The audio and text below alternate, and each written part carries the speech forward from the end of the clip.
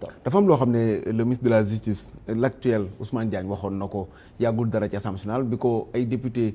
doon laaj ci par rapport ak taxawaay bi nga xam ne moom la justice am ak yéexaay beeg yooyu noonu mu tontu boo xam ne nit ñëpp déggoon nañ ko mooy que ni moom du ko ñuy teg pression da nga jàpp que ni wax yi mu waxoon nekku ci ba léegi wala dafa changé wala xëy na premier ministre moom moo ñëw rek am ay avis di ko wax. non peut-être il est en train de donner une réponse à son ministre de la justice en lui montrant que tu n'es qu'un courroie de transmission man dama lay jox rek nga yónni peut-être c'est une manière de lui répondre parce que c'est lui-même qui implique le ministre de la justice dans cette affaire en disant man maa ko envoyé donc su dee daf ko envoyé mbir ma mujj ñu woo waaja ba yóbbu ko kaso ça veut dire que le ministre de la justice liñ ko envoyé liñ ko demandé moom la def il a répondu à son ministre. kon wàcc na li mu waxoon. mais loolu ñoom ñaar la seen diggante la mais ñun lu ñu amal solo du loolu ñun lu ñu amal solo mooy dans quel pays on est ñu mën a am un premier ministre bu jàpp na ne su ibbee dictionnaire bi gis guñaafier quelqu'un qui est bon à rien mu ne bon lii quand même neexuma yóbbu leen waa ji kaso mais on est dans quel pays mais c'est ça qui est inadmissible et c'est ça qu'on doit dénoncer et c'est ça que tout le monde doit dénoncer. Pourquoi da nga xalaat que ni am na lu mën a indi ci Sénégal wala. mais demal nga xool les assises nationales dama bëgg gars yi ñuy lire wala ñuy gëstu soo demee xool les assises nationales dem xool CNRI la question de la justice est centrale. Sénégalais yi ñëpp dañ ko wax ne justice dañ bëgg justice bu tëddee njaxanaay moo taxoon sax Sénégalais yi envisage soo demee si kii yëpp noonu la moo tax tey ñu si bëri ñuy wax le président dafa war a génn conseil supérieur de la magistrature mais ça c'est à travers les assises nationales ak CNRI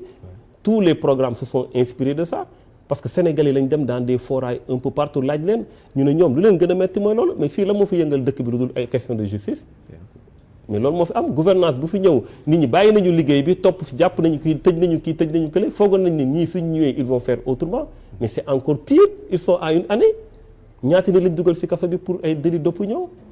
c'est inacceptable donc une question centrale bu Sénégalais yi wax un peu partout ne ñoom dañu bëgg justice bu tëddee njaxanaay parce que en réalité suñ la indee c'est quoi est-ce que c'est pour ngay tëj ak di tëj yi dafa am ñoo xam ne seen rôle la yow la lañ la indee pour nga xool situation réew mi nga defar ko Sénégalais situation yu jafe-jafe yu nekk nga jëlee leen si c'est ça ta mission. mais tu vois waaw mais tu laisses cette mission là. parce que vraiment tu laisses cette mission. peut-être dinañ fi ñëw séparation des pouvoirs mais assemblée yooyu yëpp aussi ki nga xam ne moo jiite moom la ñuy laaj bilan bu mandat bi jeex. non pardon pourquoi. ñoom la ñuy laaj bilan aussi. non mais la justice. malgré que la justice doit être indépendante. mais ñoom la ñuy laaj bilan. non kenn mësul laaj bi le président de la République la mooy sa bilan ci justice bi. sauf en termes de dotation, d'infrastructure. Non, loolu c'est autre chose. Ça c'est le volet infrastructure, dotation, etc. C'est tout. te loolu les syndicats yu nekk foofu ñu ngi koy kaas ñu ngi fi am ñu ngi def seen i grève di def seen i kii. C'est très bien. Maintenant leneen li mooy l'indépendance de la justice. Cette indépendance là ñëpp ko crier fort parce que justice moo doon loo xamante ne su nërmeeloo réew ma nërmeeloo. parce que d'abord investisseurs yi dañuy ragal. su dee yow mën nga joxe ay décisions de justice ak jàppalu ku la neex investisseurs yi dañuy ragal déjà c'est pas un pays sûr mais ensuite on va aller vers la justice populaire wala on va aller vers d'autres révoltes parce que mënoo jàpp ni tëj comme ça si dara si ay mots yoo xamante ne parce que attanoo ko yow sa dënd ibbeekuwul yaa yor réewu jàmbur du sa réew mais dañ lay critiquer fii ku fi toog dañ la mës a critiquer le président Abdoulaye Wade je me rappelle dañu doon def meeting gars yi yëkkati keesu néew naan góor gi dee na et cetera mais c'était violent ñun ñu ngi woon ci opposition bi neexuñu woon mais loolu kan lañ ci mës a tëj ñu ci kenn. taxul mu légal aussi. mais loolu laa la wax. am na ci yoo xam ne même bu ko ñëpp doon def temps Macky Sall temps Abdoulaye Wade taxul mu nekk yoon. non y a rien d'illégal. même ñoom ñi nekk Pastef bu ñu ko doon def temps opposition taxul ñu war ko bàyyi. déedéet ñëwee au pouvoir non attends il faut pas. non j'ai dit am na yoo xam ne pas. waaw d'accord mais bu ñu confondre légalité. ak ce qui découle de la morale ak ay rafet. ak yooyu waaw loolu c'est autre chose. mën nga ne lii rafetul mais ça veut pas dire que c'est illégal. donc nit da ngay sooy jiite da ngay ibbeeku da ngay am dënn bu ibbeeku et malheureusement ce qu'on trouve pas moo tax on trouve que ne tey il y a des situations inacceptables yoo xam ne mënuñu ko nangu. démb aussi laal na leen bu baax yéen waa kuje gi ci kàddu yi mu doon yëkkati appeler aussi tout le monde à la responsabilité parce que réew la mu nga xam ne jàpp na que ni ñi ngi ci aw yoon woo xam ne aussi xëy na mën na metti par rapport ak liñ fi jot a fekk mais ñoom ñi ngi ci yoon te bu yàlla rek moo leen mën a tere xëy na ñu réussir est-ce que aussi jàppale ni quand même il est temps pour que opposition bi xool yoon wi nga xam ne moom la ñuy jël carrément. non il est temps moom mu xool yoon bu mu war a jël est-ce que dégg nga ko mu wax xam-xam est-ce que dégg nga ko mu wax des questions de fond est-ce que tey wax na la nan la ñu bëgg a def pour échanger nan la ñu bëgg a def pour redresser cette situation est-ce que ñamal na la si tuuti ba ñu waxee ne seen ba ñu ñëwee toog ñu ne leen projet ñu ne leen non projet bi dañ koy tëggaat. man j'avais compris je dis y a pas de souci fekk ngeen fi benn situation da ngeen koy tëggaat loolu mu indi vision 2050 mais ba présenté jotee kan moo présenté moom nekkul foofu.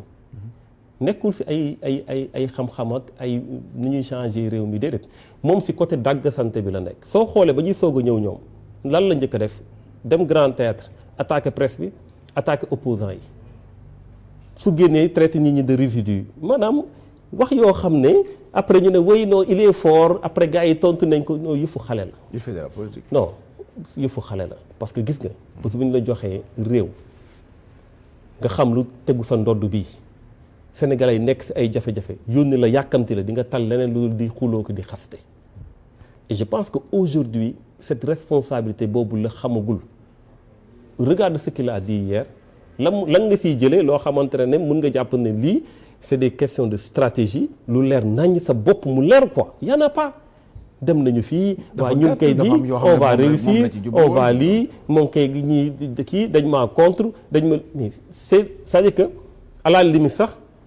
mais ñun mën nañ dem toog moom mu nekk opposant parce que il n'a pas quitté son manteau d'opposant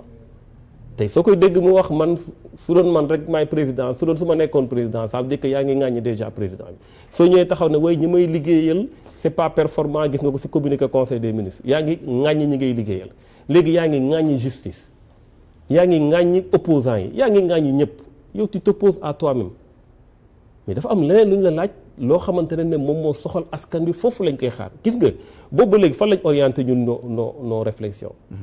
Mais c'est sur le budget, c'est sur l'économie, c'est sur la dette, c'est sur mais loolu la opposition di def débat boobu ñun moom lañ fi indi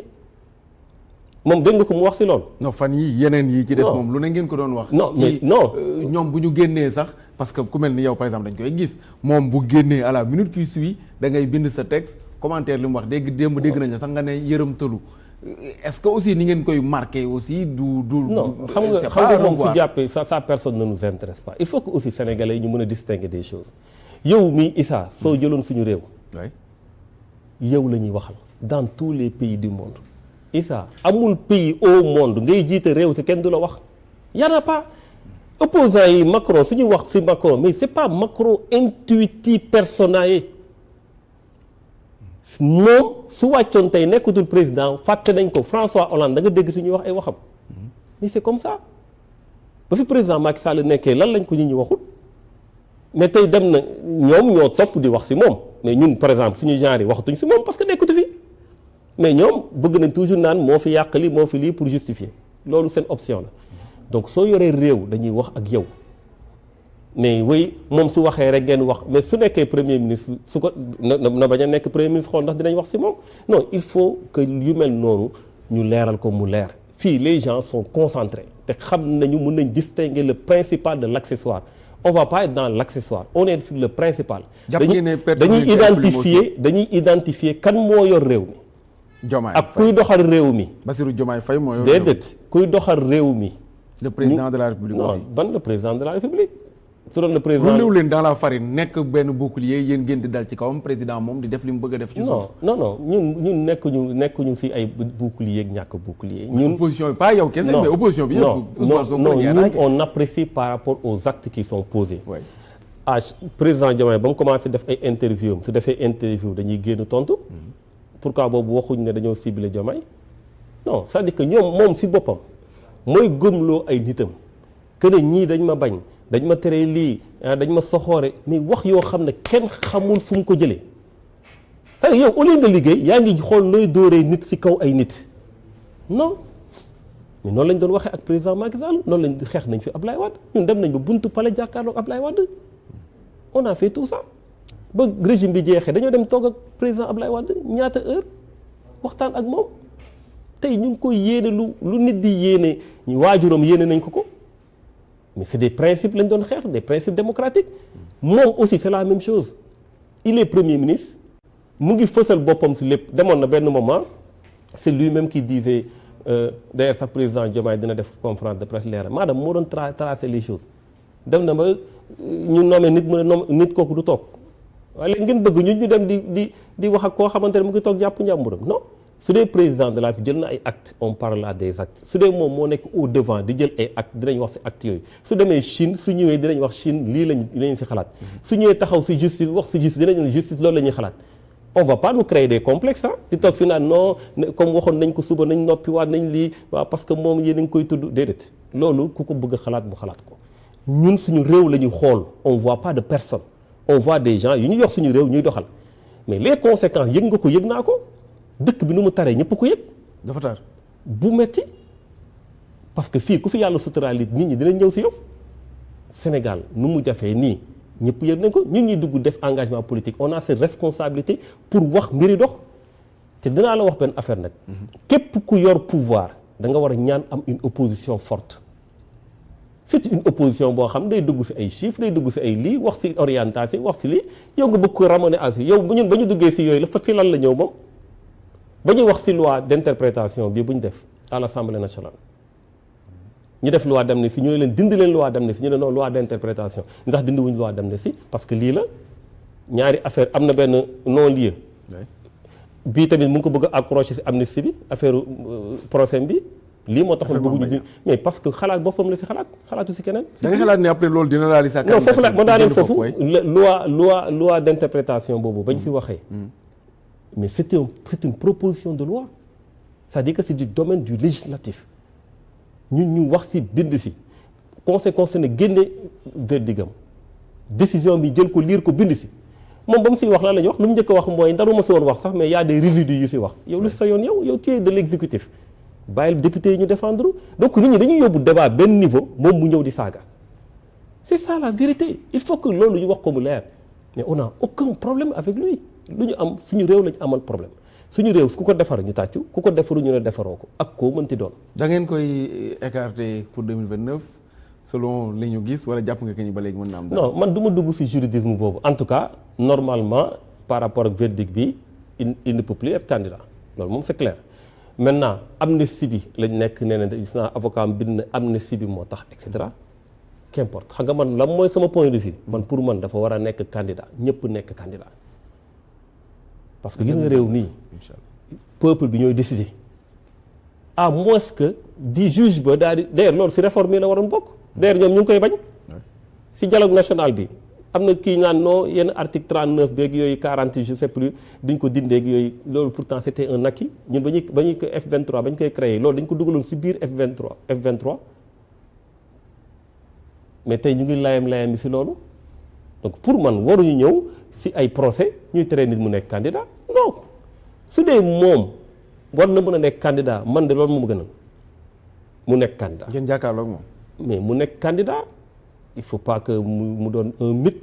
boo xamante ne dañuy naan dañ ko tere lii dañ ko tere déedéet na nekk candidat suñ ko falee mais ñu ne Sénégalais yi ñoo ko fal ñun c'est pas le problème xam nga lan la. qu'on reste droit dans nos bottes. et qu'on se batte pour ce pays là ak luñ ko mën a defee avec toutes les forces qu'il faut avec toute l'énergie qu'il faut mais su dee Sénégal dañu ne non waaw def ngeen lii yëpp mais ñun lii la ñu bëgg mais ça nous empêche pas de dormir et de manger donc pour man waruñu tere kenn mu nekk candidat na nekk candidat su ko waree nekk na ko nekk maintenant population yi ñu décider maintenant nag c'est très tôt de parler de candidature xanaa ñoom dañ fi nar a jële Diomaye mais il a droit à 2 mandats. oui waaw ñoom dañu teel a wax waxu candidature ñoom teel nañoo wax waxu candidature mais nañu bàyyi président bi mu doxal au moins. mais bu laalee bu dee dañuy wax ci waxu éligibilité kay mën na soulever cette thèse.